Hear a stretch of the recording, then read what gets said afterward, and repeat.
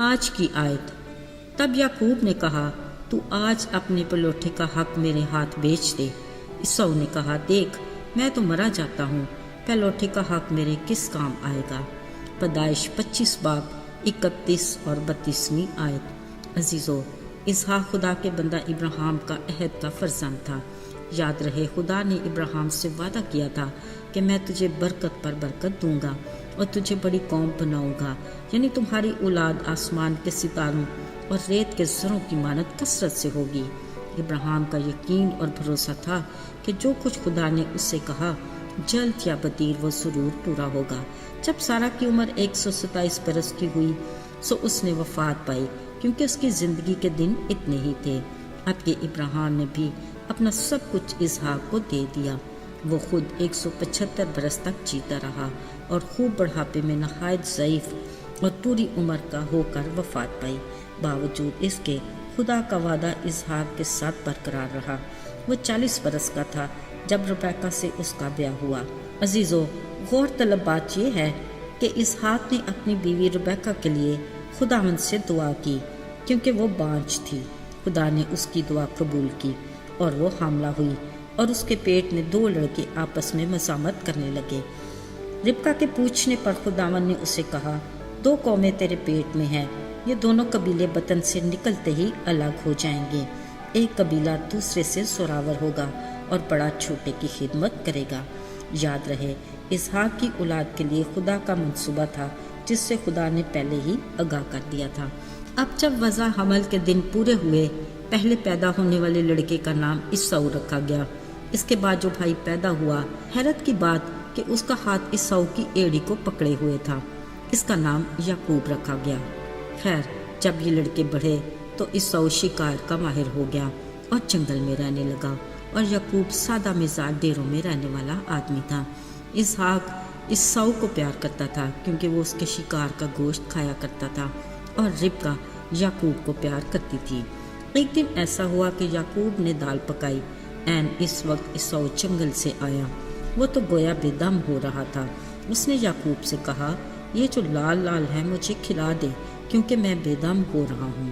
اس پر یعقوب نے اپنے بھائی سے عجیب فرمائش کی اور کہا ایسا کر، تو اپنے پہلوٹے کا حق میرے ہاتھ بیچ دے۔ عیساؤ نے بنا سوچے سمجھے کہا دیکھ میں تو مرا جاتا ہوں، پہلوٹے ہونے کا حق میرے کس کام آئے گا؟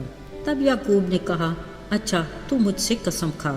سو عیساؤ نے قسم کھا کر اپنے پہلوٹے کا حق یعقوب کو بیچ دیا۔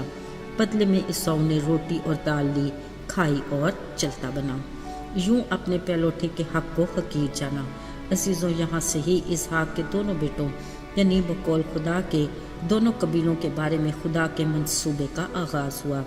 ذرا سوچئے، پہلوٹے ہونے کا حق معمولی بات ہے کیا؟ کلام مقدس میں خدا نے پہلوٹے کا لفظ اپنی قوم اسرائیل کے لیے استعمال کیا۔ اسی سے پہلوٹے کے حق کی اہمیت کا اندازہ بھی ہوتا ہے۔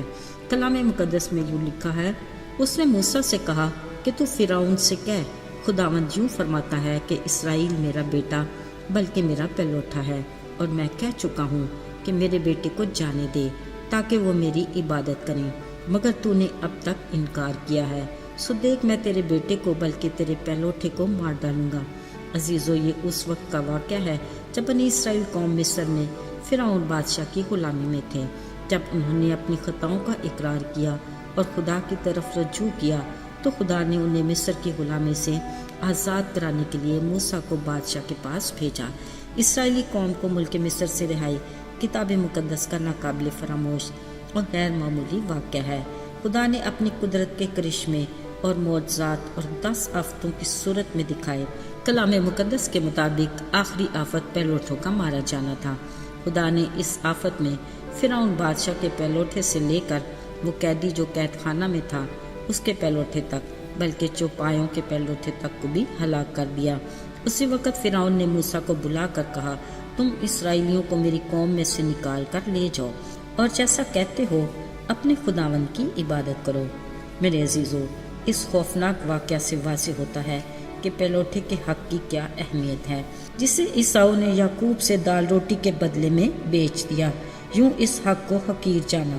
یاد رہے بادشاہوں کے بادشاہ خداوندوں کے خدا سے جڑا ہوا ہر رشتہ بے حد اہمیت کا حامل ہے۔ خدا نے اپنے بے انتہا پیار کی بدولت ہم گناہگار انسانوں کے لیے اپنے اکلوتے بیٹے یسوع کی قربانی کے باعث اپنے بیٹے بیٹیاں بنایا۔